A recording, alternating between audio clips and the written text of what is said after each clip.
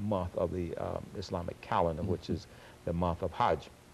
And that was the thing that when Malcolm made the pilgrimage to Mecca, that would allowed him to see clearly the difference between the type of Islam he was taught and Islam that he eventually came to accept as true Islam or mainstream Islam.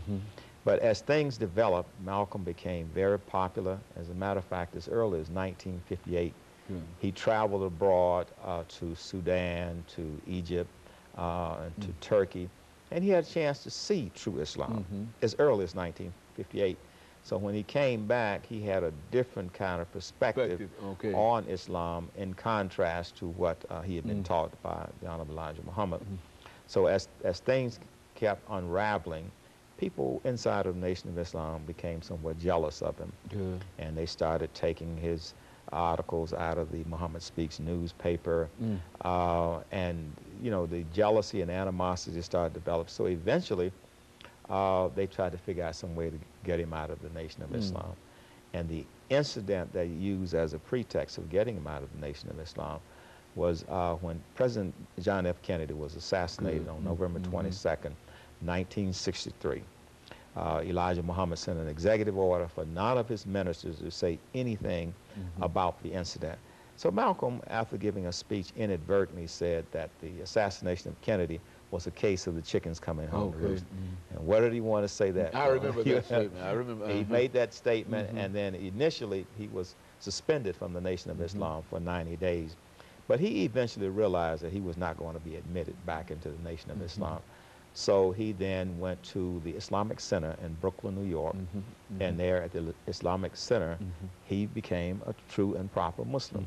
And once he converted in 1964, he then made arrangements to go to Mecca so that he could really see the entire Muslim world and travel throughout the Muslim world. And so the Malcolm that left the Nation of Islam in 1964, around March of 64, and the one that went to Mecca in April of 1964 was totally different from the Malcolm X that developed in terms of after his pilgrimage to Mecca in 1964. Very good. And I tell you, I think that this might be a good point to stop for this second commercial break, after which we can come back, and then you can sort of give us the information relative to the assassination and really the legacy. I think you gave us a lot of information dealing with the legacy of Marcus Garvey. And I'm sure that Malcolm has, certainly his legacy might not be as great as Marcus Garvey's legacy, but certainly he, and I'm sure that you have a lot of information in reference to that legacy. And of course, let us take this second commercial break, and we'll be back with our audience following this second commercial break.